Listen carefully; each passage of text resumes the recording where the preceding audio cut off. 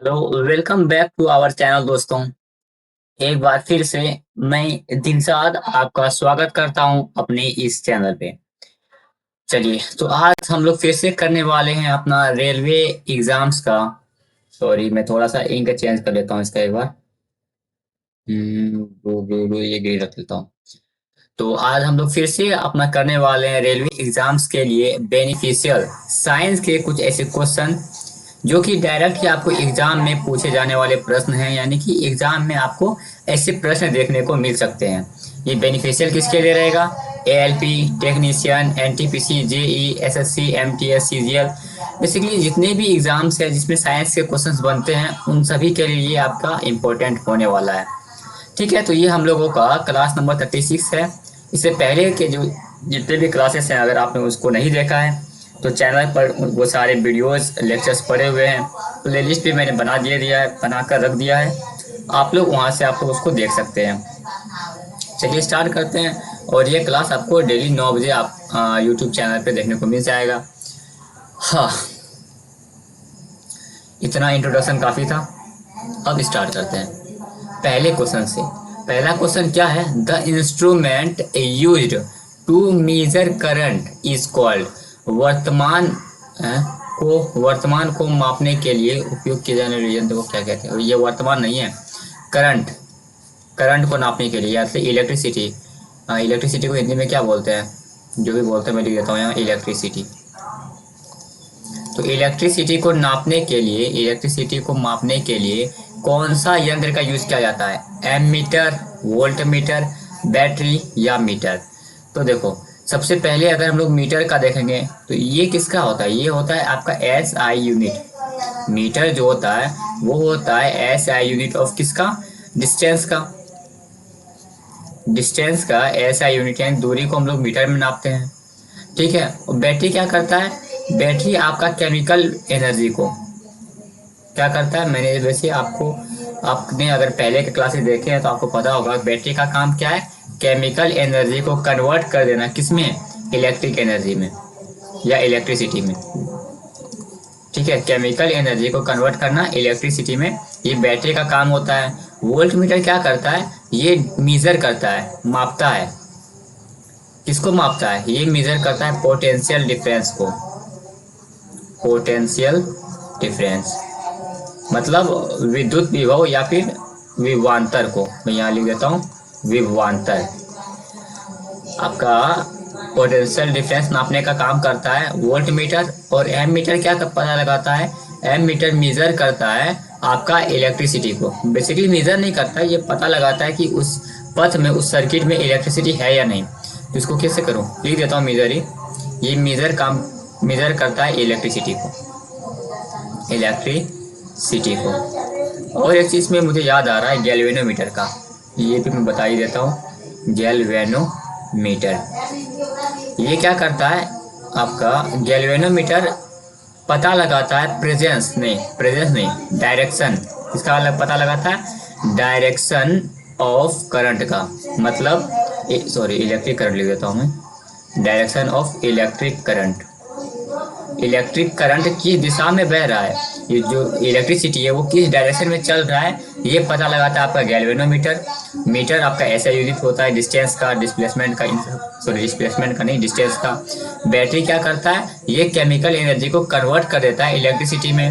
Volt meter का काम क्या है? वोल्ट मीटर आपका विभवांतर को नापता है, यानी पोटेंशियल डिफरेंस को मापने का काम करता है। और एम मीटर जो है आपका इलेक्ट्रिसिटी को मापता है। ठीक है, चलिए अगला क्वेश्चन देखते हैं। लेकिन अगला क्वेश्चन पे जाने से पहले, अगर आपको ये इस क्वेश्चन का एक्सप्लेनेशन अच्छा लगा तो लाइक कर देना। ठीक है, अगर आपने चैनल पे पहली बार आए हो या सब्सक्राइब नहीं करके रखा है तो सब्सक्राइब कर दो यार, क्यों इतने कंजूसी कर रहे हो? आई मीन ये तो बिल्कुल फ्री होता है ना, तो आप इससे कंजूसी दिखाने का क्या बात है? सब्सक्राइब तो कर ही सकते हो। सब्सक्राइब कर देना, बेल आइकन दबा देना, दोस्तों के साथ शेयर कर देना। चलिए, हाँ, तो हम लोग का सेकेंड क्वेश्चन है, which instrument is used to show the direction of flow of current in a circuit. Circuit में धारा के प्रवाह की दिशा दिखाने के लिए किस यंत्र का उपयोग किया जाता है? अभी अभी मैंने बताया, ये गैल्वेनोमीटर जो बताया ना, ये यही था। ये क्या करता है? विद्युत धारा में यानी सर्किट में धारा का जो प्रवाह होता है, करंट जो है किस डायरेक्शन में फ्लो कर रहा है, ये बताने का काम करता है गैल्वेनोमीटर। तो यहाँ से आपका गैल्वेनोमीटर का आंसर हो जाएगा। अगेन एमीटर क्या करता है? एमीटर इलेक्ट्रिसिटी को मेजर करता है, एमीटर इलेक्ट्रिसिटी को मेजर करता है। वोल्ट मीटर क्या करता है? ये आपका पोटेंशियल डिफरेंस को, पोटेंशियल डिफरेंस मतलब विभवांतर को नापता है। और गैल्वेनोमीटर तो आपको क्या पता लगा अभी, गैल्वेनोमीटर से क्या सीखे? गैल्वेनोमीटर का जो काम होता है फ्लो ऑफ करंट को बताता है कि किस डायरेक्शन में ये करंट फ्लो कर रहा है। जैसे अगर ये आपका एक सर्किट है, सॉरी मैंने सर्किट तो क्लियर बना दिया, एक बार मैं आपको दिखाई देता हूँ कि ये होता कैसा है। ठीक है, यहाँ पे एक बैटरी बना है, ठीक ऐसा कुछ बैटरी बना हुआ है यहाँ पे, एंड यहाँ पे मान लो यहाँ थोड़ा सा यहाँ पे ये दे देता हूँ, फिर यहाँ पे ऐसे यहाँ पे मैं एक गैल्वेनोमीटर लगा देता हूँ। गैल्वेनोमीटर का सिंबल होता है ऐसा होता है, ठीक है। तो यहाँ पे जैसे ये इस डायरेक्शन में बह रहा है, तो ये डायरेक्शन में पता लगाता है कि गैल्वेनोमीटर बताता है कि ये आपका किस डायरेक्शन में आपका इलेक्ट्रिसिटी बह रहा है। और रियोस्टेट क्या करता है? रियोस्टेट करता है, इसमें हम लोग करंट को कंट्रोल करने का काम करते हैं। कंट्रोल इलेक्ट्रिसिटी, कंट्रोल करंट ही लिख देता हूँ, करंट को कंट्रोल करने का। यहाँ पे करंट का मतलब इलेक्ट्रिक करंट है, ठीक है। तो इलेक्ट्रिक करंट को कंट्रोल करने का काम करता है। मतलब होता है ना, ज़्यादा कर दिए कम कर दिया। आपने रियोस्टेट का बेस्ट यूज देखा होगा पंखा में, जब हम लोग फैन चलाते हैं तो करते हैं ना, 1 नंबर पे करते हैं तो बहुत तेज चलता है, 2 नंबर पे करते हैं तो उससे कम तेज चलता है, 3 नंबर पे करते हैं तो उससे कम तेज चलता है, 4 नंबर पे करते हैं उससे कम तेज चलता है। इसमें हो क्या रहा है कि हम लोग जो है इलेक्ट्रिक करंट को कंट्रोल कर ले रहे हैं। तो इसका आपको पता है ना, वो फैन में जो होता है इसे घुमाने वाला, ऐसे घुमाते हैं तो और तेज पंखा स्पीड चलने लगता है, फिर घुमाते तो स्लो चलने लगता है। तो वैसा वाला ही वही काम होता है रियोस्टेट का। ये क्या करता है? इलेक्ट्रिक करंट को कंट्रोल करने का काम करता है, ठीक है। बाकी अगर इसका PDF चाहिए तो आप टेलीग्राम चैनल ज्वाइन कर सकते हैं, जिसका लिंक आपको इस वीडियो के डिस्क्रिप्शन में मिलेगा, तो वहाँ से आप लोग ज्वाइन कर लीजिएगा, ठीक है। अगला है the momentum of an object of a mass m moving with velocity v is given by. m द्रव्यमान की वस्तु v वेग के साथ, m द्रव्यमान का वस्तु है जो v वेग के साथ चलने पर उसका संवेग क्या होता है? देखो मोमेंटम, मोमेंटम जिसको कि हम लोग डिनोट करते हैं, सॉरी जिसको कि हिंदी में संवेग बोलते हैं, और जिसको डिनोट करते हैं स्मॉल p से, ठीक है। ये होता है आपका क्या होता है? mv, p बराबर mv होता है, ठीक है। और तो यहाँ पे इसका आंसर क्या हो जाएगा? क्या पूछा है? m द्रव्यमान की वस्तु v वेग के साथ चलने पर उसका संवेग दिया जाता है। इसका आंसर तो यहाँ पे b हो जाएगा, ठीक है। और यहाँ पे क्या लिखा हुआ है? We know that momentum mass is equal to velocity, kinetic energy is equal to half into mass into velocity. अच्छा ये भी बता ही देता हूँ मैं, काइनेटिक एनर्जी बराबर क्या होता है? Half into mass into velocity का स्क्वायर, और u जो है यानी कि पोटेंशियल एनर्जी, ये जो होता है आपका मास इंटू, ऐसे पूरा होता है mgs लिख देता हूँ, m for mass, g for gravity, s for height. और ये दोनों जो है आपका मैकेनिकल एनर्जी में आता है, ठीक है।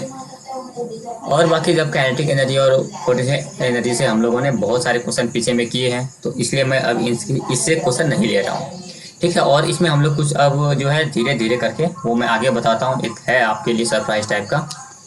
चलिए अगला देखते हैं। विच of the following statement about Coriolis force से क्वेश्चन आया है। कोरियोलिस फोर्स, देखो कोरियोलिस फोर्स में अगर यहाँ लिख के लाया हूँ, क्या नहीं लिख के लाया हूँ, पहले मैं बता देता हूँ कोरियोलिस फोर्स होता क्या है। वैसे तो ये आपका जियोग्राफी का क्वेश्चन है, पता नहीं फिजिक्स में कैसे आ गया, आया हुआ था तो ले लिया मैंने, ठीक है। ये आपका इक्वेटर रीजन है, ये आपका ट्रॉपिक ऑफ कैप्रिकॉर्न है, ये ट्रॉपिक ऑफ कैंसर ऐसे कुछ है ना यहाँ पे। तो यहाँ पे जैसे देखो इक्वेटर पे तो ये आपका काम नहीं करता है कोरियोलिस फोर्स, लेकिन इस जगह में और इस जगह में जब हवा चलती है ना, तो जब हवा चलता है तो इसको ये मोड़ देता है। कोरियोलिस फोर्स क्या करता है? इसको ऐसे मोड़ने का काम कर देता है, ठीक है। इसी को कोरियोलिस फोर्स बोलते हैं। आई थिंक कि आपको समझ में आया है। मतलब ये कोरियोलिस फोर्स बेसिकली करता क्या है ना, ये आपका विंड का जो डायरेक्शन होता है, विंड के जो किधर लिखूँ, यहाँ लिखता हूँ, ये विंड के डायरेक्शन को डिफ्लेक्ट करने का काम करता है, डिफ्लेक्ट कर देता है, मतलब उसका डायरेक्शन जो होता है उसको बदल देता है कोरियोलिस फोर्स। और ये लगता किस में है, तो ये लगता है आपका रोटेटिंग ऑब्जेक्ट में। रोटेटिंग ऑब्जेक्ट मतलब हवा जब रोटेट कर रहा होता है उस टाइम में ये कोरियोलिस फोर्स एक्टिव होता है, उस टाइम में कोरियोलिस फोर्स लगता है। और इसी के कारण हम लोग का जो साइक्लोन वगैरह बनता है, जैसे आपने देखा होगा साइक्लोन कैसे बनता है, ऐसे ऐसे करके उसके अंदर होते रहता है ना, ये कोरियोलिस फोर्स ही उसमें लग रहा होता है, जिसके कारण हवा का डायरेक्शन बदलता है और वो गोल गोल घूमने लगता है। जैसे यहाँ पे होता क्या कि ऐसे ऐसे हवा चल रहा है, हवा चल रहा है, आप जैसे कोरियोलिस फोर्स लगेगा ना तो ये ऐसे ऐसे मुड़ जाएगा। ठीक है, हवा ऐसे चल रहा है, हवा चल रहा है चल रहा है चल रहा है, फिर ऐसे हो जाएगा। तो ये कोरियोलिस फोर्स के कारण होता है। और आपको ध्यान रखना है कि कोरियोलिस फोर्स जो होता है, और जो होता है कोरियोलिस फोर्स, ये आपका इक्वेटर रीजन में नहीं होता है। इक्वेटर पे कोरियोलिस फोर्स एक्टिव नहीं रहता है, इक्वेटर पे कोरियोलिस फोर्स नहीं लगता है, ये ध्यान रखना है। तो इसका क्या है कि कोरियोलिस के बारे में निम्नलिखित में से कौन सा कथन गलत है, कौन सा कथन आपका गलत है। इधर से देखता हूँ, it is maximum at poles, बिल्कुल सही बात है। जितना इक्वेटर पे नहीं होगा और जितना हम लोग इधर से आगे जाएंगे उतना ही आपका कोरियोलिस फोर्स ज़्यादा लगेगा। तो ये बात तो सही है कि पोल्स, अच्छा पोल पता है ना आपको, यहाँ पे पोल है नॉर्थ पोल और यहाँ पे आपका है साउथ पोल, तो सबसे ज़्यादा तो ये आपका पोल्स पे लगेगा, ये बात तो आपका सही हो गया। दूसरा क्या है, it is directly proportional to angle of latitude, ये भी बात सही है। ये जो है डायरेक्टली प्रोपोर्शनल होता है एंगल ऑफ लैटिट्यूड के। अब लैटिट्यूड और लॉन्गिट्यूड आपको शायद पता होगा कि देखो ये आपका लैटिट्यूड होता है, इस तरह का जो लाइन, कैसे दिखाऊँ, एक तो मेरा राइटिंग कितना ये सब जो है ना बड़ा गंदा है, ये इस तरह का जो बनता है ना, जो इमेजनरी लाइन होता है वर्टिकल लाइन, इसको लैटिट्यूड बोलते हैं। ठीक है, ये आपका क्या है लैटिट्यूड। ये थोड़ा सा ज्योग्राफी का टर्म है लेकिन मैं बता रहा हूँ, पता नहीं क्यों, क्योंकि आया हुआ इसीलिए बता रहा हूँ। और इस तरह जो आपका बनता है, ये इस तरह से हॉरिजॉन्टल लाइन जो होता है इसको लॉन्गिट्यूड बोलते हैं, लॉन्गिट्यूड बोलते हैं। तो क्या था ये, it is directly proportional to angle of latitude, ये भी बात सही है। It is absent at equator, मैंने बता दिया कि ये भूमध्य रेखा पर अनुपस्थित होता है, ये भी बात सही है। It is called by the difference in atmospheric pressure, ये बात गलत है, ये एटमॉस्फेरिक प्रेशर के कारण नहीं होता है। तो इसका आंसर हो जाएगा ऑप्शन नंबर 4 का ए। ठीक है, उम्मीद करता हूँ आपको ये समझ में आया है होगा, अगर समझ में नहीं आया तो इसको वीडियो को पीछे कीजिए एंड फिर से देख लीजिए, क्योंकि मैं अगर बताने चाहूँगा तो फिर और लंबा हो जाएगा। वैसे भी आज का क्लास मुझे लग रहा है कि थोड़ा लंबा होगा। The friction in liquid is called, तरल पदार्थों में घर्षण को क्या कहा जाता है, जो लिक्विड में फ्रिक्शन होता है उसको क्या बोलते हैं, मोर्बिडिटी, विस्कोसिटी, रेंसिडिटी या रिजिडिटी। आपका विस्कोसिटी श्यानता या फिर रेंसिडिटी को क्या बोलते हैं, विषाक्तता या रिजिडिटी कठोरता। तो फ्लूइड में आपका जो फ्रिक्शन होता है उसको बोलते हैं विस्कोसिटी श्यानता। विस्कोसिटी के कारण ही आपका जो ड्रॉप जो होता है वो ऐसा ऐसा कुछ गोल गाल हो जाता है जब ऑब्जेक्ट पे रखते हैं। बाकी इतना नहीं जाना अंदर में, इसको ही रखते हैं। और हमको भी बताना है कुछ, मुझे इसी के लिए टाइम था। अब यहाँ पे दिक्कत तो ये है कि यहाँ पे मैंने ये रखा नहीं है, एक इसी में करता हूँ थोड़ा सा, इसको यहाँ पे ये करना होगा, मुझे यहाँ पे एक लाना होगा,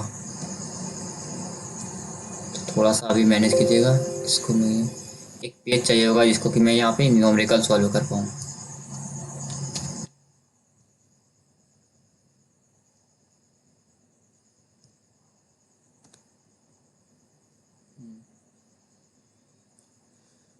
हो गया।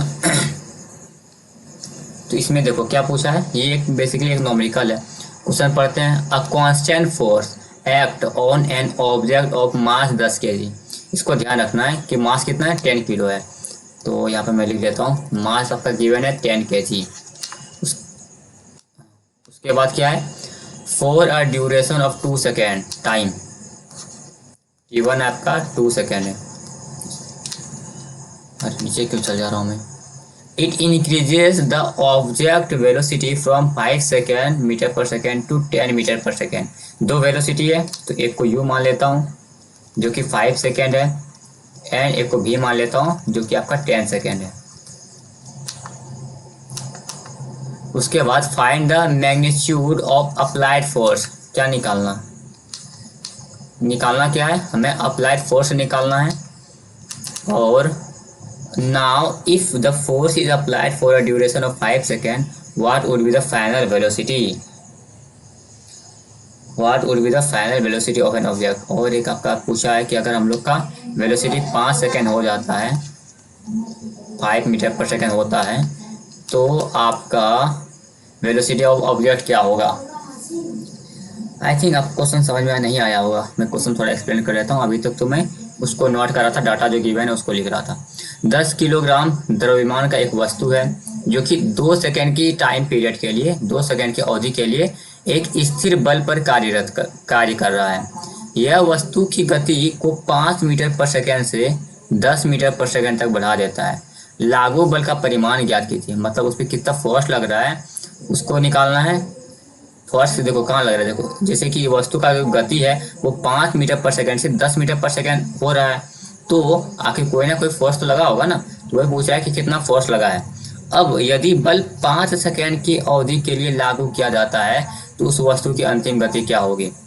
देखो क्वेश्चन, देखो पहला क्वेश्चन क्या पूछा कि 10 किलो का कोई ऑब्जेक्ट है जिसपे कि 2 सेकेंड के लिए कोई एक बल लग रहा है। 10 किलो का एक ऑब्जेक्ट है जिसपे 2 सेकेंड के लिए कोई बल लगा, तो वो बल कितना लगा।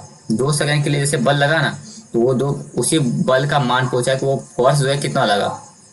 उसके बाद पूछ रहा है कि अगर यही फोर्स 5 सेकेंड के लिए लगा होता तो उसका वेलोसिटी क्या होता, ये पूछ रहा है। अगर यही फोर्स 5 सेकेंड के लिए लगा होता तो उसकी गति क्या होती। तो आई थिंक आपको क्वेश्चन समझ में आ गया है। तो चलिए इसको अब हम लोग सॉल्व करते हैं। हमारे पास डाटा यहाँ से गिवन है, तो सबसे पहले फोर्स लगाने के लिए, निकालने के लिए फोर्स का फॉर्मूला क्या होता है। एफ बराबर होता है एम इंटू ए, यानी मास इंटू एक्सीलरेशन, द्रव्यमान गुना त्वरण होता है। तो मेरे पास त्वरण अभी नहीं है, तो सबसे पहले मुझे त्वरण निकालना होगा। तो त्वरण निकालने के लिए क्या होता है, एक फॉर्मूला होता है v माइनस यू बाय क्या टी। आपने पढ़ा होगा ये फॉर्मूला कि त्वरण एक्सीलरेशन बराबर क्या होता है, final velocity minus initial velocity upon time. तो फाइनल वेलोसिटी आपका 10 metre per second, initial velocity 5 metre per second, और टाइम 2 हो जाएगा। तो 10 में से 5 गया तो 5/2 यानी 2.5 metre per second square, metre per second square. ये हम लोगों का एक्सीलरेशन आ गया। अब हमें अप्लाइड फोर्स निकाल सकता हूँ। तो अप्लाइड फोर्स देखो, मास कितना है आपका 10 किलोग्राम, और त्वरण कितना है आपका 2.5 मीटर पर सेकेंड स्क्वायर। तो जब हम लोग इसको मल्टीप्लाई करेंगे यहाँ से क्या आ जाएगा, 25 न्यूटन आ जाएगा। 25 न्यूटन जो है आपका, अच्छा यहाँ पे इसको मैं एक चीज़ बता देता हूँ। यहाँ पे 25 kilogram metre per second square. तो यहाँ पे 25 न्यूटन बोलो या 25 किलोग्राम मीटर पर सेकेंड बोलो, एक ही बात है। तो आपको पूछा जा सकता है कभी कि अगर न्यूटन अगर नहीं रहा ना, तो ऐसे यूनिट में आपका ये kilogram metre per second square भी दिया जा सकता है। ये भी आपका फोर्स का ही यूनिट होता है, इसको ध्यान रखना है, यही बताना था। अब यहाँ पे हम लोग का फोर्स निकल गया। अब क्या क्वेश्चन पूछा था फिर कि अगर यही फोर्स हम लोग 5 सेकंड तक लगा के रखें तो क्या होगा। ये पूछा है ना कि अगर यही फोर्स अगर हम लोग 5 सेकंड तक लगा के रखें तो हम लोगों का वेलोसिटी क्या होगा। तो अब उसको निकाल लेते हैं कि यही फोर्स अगर हम लोग 5 सेकंड तक लगा के रखें तो हम लोगों का वेलोसिटी क्या होगा। तो यहाँ पे हम लोग का यू कितना होगा। हम लोग जो 5 सेकंड से चल रहे थे, स्टार्टिंग वेलोसिटी तो हम लोग का 5 सेकंड ही था ना, जिसमें के बल लगाए थे तो वो 10 सेकंड तक चला गया था। यहाँ पे मैंने सेकंड क्यों लिख रहा है, यहाँ पे मुझे मीटर पर सेकंड लिखना था, मीटर पर सेकंड, और यहाँ पे भी मीटर पर सेकंड। ठीक है, तो हम लोग का इनिशियल वेलोसिटी जो है वो 5 मीटर पर सेकंड था, और इसमें अपना एक्सीलरेशन जोड़ देते हैं 2.5, और टाइम कितना है आपका 5 सेकंड। देखो लिखा है ना 5 सेकंड के लिए हम लोग लगा रहे हैं, तो इधर हमको मल्टीप्लाई करना होगा 5 से। तो 5 और 25 गुना 5 करेंगे 125 होता है, यानी कि 12.5 हो जाएगा ये। तो 12.5 प्लस 5 17.5 मीटर पर सेकेंड, ये आपका फाइनल वेलोसिटी होगा। ठीक है, दोनों आंसर बन गया, एक ये। तो आई थिंक आपको समझ में आया होगा, मैंने एक्सप्लेन करने का कोशिश तो किया।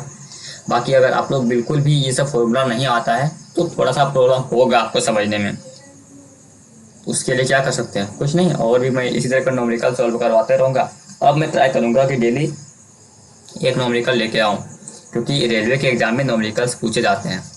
तो ऐसा बस मैं उस तरह का क्वेश्चन करवाऊँ, न्यूमेरिकल्स को छोड़ दूँ तो वो गलत हो जाएगा ना, क्योंकि न्यूमेरिकल्स एग्ज़ाम में आते हैं तो वो आपको सीखना चाहिए या सीखना पड़ेगा, तभी तो एग्ज़ाम निकलेगा। इसलिए मैं न्यूमेरिकल्स पर डे कम से कम एक न्यूमेरिकल ट्राई करूँगा लेकर आने का। थोड़ा सा ये हार्ड होता है लेकिन करना तो पड़ेगा। चलो ठीक है, अगला क्वेश्चन पे जाते हैं, बहुत टाइम लग गया इसमें वैसे। The rate of doing work is called power, the unit of power is, कार्य करने की दर को शक्ति कहा जाता है और शक्ति की इकाई है, शक्ति की तो इकाई क्या होती है, केल्विन। वॉट, ये तो आपका टेम्परेचर होता है, केल्विन में तो टेम्परेचर नापते हैं, वॉट में पावर को नापते हैं, और एम्पियर इसमें तो करंट को नापते हैं, और वोल्ट इसमें पोटेंशियल डिफरेंस, वोल्ट में भी करंट को शायद नापते हैं ना। वैसे इसका आंसर हो जाएगा पावर, सॉरी वॉट हो जाएगा इसका आंसर, 7 का बी। अब हम लोग थोड़ा सा रैपिड लगा देते हैं, फटाफट लगाते हैं क्योंकि टाइम हो गया है। Long radio wave were discovered by, लंबी रेडियो तरंगों की खोज किसने की थी। लंबी रेडियो तरंग का जो खोज था वो आपका हेनरी हर्ट्ज ने किया था, यहाँ पे है, किसने किया था, हेनरी हर्ट्ज ने। लॉन्ग रेडियो वेव्स का जो डिस्कवरी किया था वो हेनरी हर्ट्ज के द्वारा किया गया था। अगला है which of the following instrument is used to measure wind speed, wind का जो स्पीड होता है यानी कि वायु की गति को नापने के लिए कौन सा यूज किया जाता है, udometer, anemometer, ammeter, hygrometer.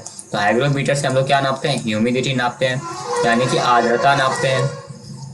Ammeter से आपका अभी हम लोगों ने पढ़ा इलेक्ट्रिसिटी नापते हैं। एनेमोमीटर से हम लोग विंड स्पीड नापते हैं, विंड स्पीड। और आपको एक चीज़ ध्यान रखना है कि ये जो एनएमओ है ना, मैं यहाँ पे ऐसे कर देता हूँ, एनएमओ ये रूट वर्ड होता है आपका हवा के लिए, तो ये भी आपको ध्यान रखना है। अगला है ओजोन के एक अणु में कितने ऑक्सीजन परमाणु होते हैं, how many atoms of oxygen are present in one molecule of ozone. अब ओजोन देखो हम लोग ऐसे लिखते हैं ना O3, तो यहाँ से आपका आंसर हो जाएगा 3।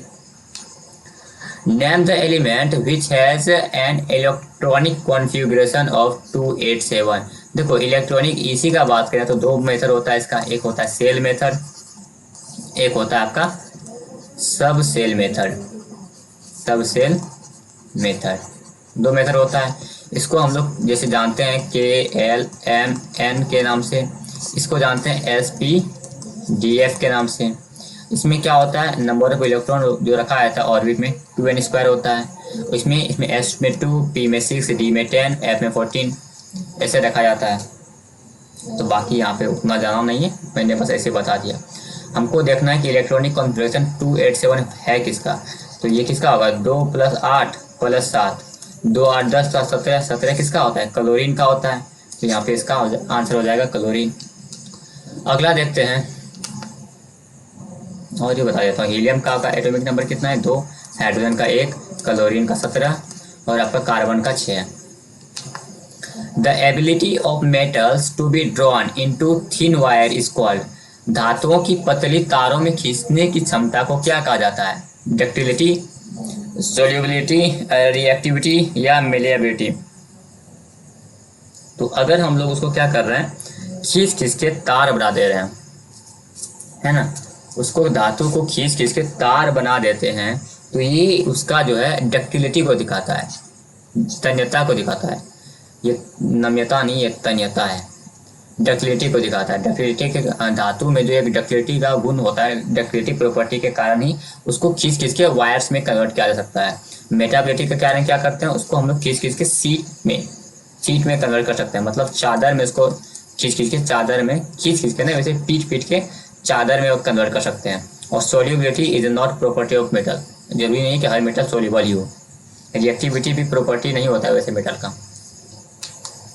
मतलब सबका नहीं होता है, कुछ कुछ मेटल्स होते हैं रिएक्टिव करते हैं, कुछ कुछ नहीं करते हैं। What is the chemical formula of propane. अब देखो प्रोपेन जो है ये आपका अल्केन ग्रुप का आता है ना, और मैंने बहुत बार बताया आपको कि अल्केन का फॉर्मूला क्या होता है, CnH2n+2। अभी शायद कल परसों ये बताया था कि अल्केन का क्या होता है, वो अल्केन, अल्काइन, अल्किन पढ़ाया था आपको। इसमें n क्या है, नंबर ऑफ कार्बन्स हैं। अब देखो प्रोप का बात मैंने बताया था आपको कि मैथ जो होता है 1 होता है, एथ 2 होता है, प्रोप 3 होता है, आपका ब्यूट 4 होता है। तो प्रोप जो है आपका 3 हो गया, तो नंबर ऑफ कार्बन यहाँ पे 3 रखेंगे, C3, तो ये क्या हो जाएगा 2 × 3 + 2, तो C3H6 + 2, तो C3H8, ये आपका आंसर हो गया। ठीक है, तो अगर आपने इतना क्लास किया तो आपको अब बेसिकली ये समझ में आ रहा होगा कि आप लोग ऐसे इस क्वेश्चन को अटेम्प्ट कर सकते हो, तो यही बेनिफिट है क्लास करने का। ठीक है, अगला देखते हैं। सेकेंड लास्ट क्वेश्चन है, Rana टिग्रिना। Rana टिग्रिना is the scientific name of which animal. Rana टिग्रिना किस जानवर का वैज्ञानिक नाम है? तो राना और टिग्राना, ये जो है वैज्ञानिक नाम होता है एशियन फ्रॉग का। इसको बोलते हैं राना टिग्राना। इसको टिग्राना या टाइग्राना पढ़ते हैं वो मुझे पता नहीं, जो भी पढ़ते हैं। और वॉच को बोलते हैं आपका क्या, इसका साइंटिफिक नेम होता है कैनिस ल्यूपस। कैनिस ल्यूपस, ये इसका साइंटिफिक नेम है। टाइगर का आपका होता है पैंथेरा टाइग्रिस। हाँ, ये होता है पैंथेरा टाइग्रिस, ये टाइगर का साइंटिफिक नेम है। और लियोपार्ड का होता है आपका, सॉरी पैंथेरा इसका जो होता है पैंथेरा पार्डस, ये इन सब का साइंटिफिक नेम है। चलिए last question, photosynthesis takes place in the presence of light. जानते हैं फोटोसिंथेसिस जो होता है लाइट के प्रेजेंस में ही होता है। Which colours light range least affect the rate of photosynthesis. प्रकाश संश्लेषण जो है प्रकाश की उपस्थिति में होता है। इस रंग की प्रकाश सीमा प्रकाश संश्लेषण की दर को सबसे कम प्रभावित करती है। रेड, ग्रीन, येलो या ब्लू। आंसर सबको पता है, ग्रीन। ठीक है, तो आप लोग बताइएगा कि आपका 15 में कितना स्कोर रहा। उम्मीद करता हूँ क्लास आपको बेनिफिशियरी लगा होगा। आई थिंक मुझे पता है क्लास आपसे थोड़ा सा लंबा हो रहा है, लेकिन ये आपके लिए ज़रूरी है इसलिए लंबा हो रहा है। ठीक है, थोड़ा सा अगर मैं एक्स्ट्रा फैक्ट नहीं बताता हूँ ये सब, तो उससे फिर कोई मतलब बनता नहीं कि एक क्वेश्चन सीख के जाओ। अभी क्या है कि आप लोग एक क्वेश्चन की जगह में उस तरह का मल्टीपल क्वेश्चन उस तरह से अटैम्प्ट कर सकते हो। जैसे कि ये वाला मैंने बताया, तो इस तरह से अगर प्रोपेन का पूछा है, कल को ब्यूटेन का पूछ देगा, पेंटेन का पूछ देगा, हेप्टेन का पूछ देगा, तो वो आप लोग कर पाओगे। तो ये एक्स्ट्रा फैक्ट इस तरह से बताना थोड़ा ज़रूरी भी है, इसीलिए थोड़ा क्लास लंबा होता है। तो आप लोग थोड़ा कॉम्प्रोमाइज़ कीजिएगा। अब वैसे क्लास लंबा करना ही क्या है, आधा घंटा का क्लास हो रहा है, ठीक तो है। बाकी वीडियो को लाइक कर देना, अगर नहीं किया है तो सब्सक्राइब कर देना, अगर नहीं किया है तो, और दोस्तों के साथ शेयर कर देना। ये तो पक्का ही आप लोगों ने नहीं किया होगा। और पीडीएफ चाहिए तो टेलीग्राम चैनल ज्वाइन कर लेना। एंड होपफुली थोड़ा सा क्लास लंबा हो रहा है तो कोऑपरेट कीजिएगा। और क्या, चलिए मिलते हैं आपसे अगले क्लास में, तब तक के लिए जय हिंद।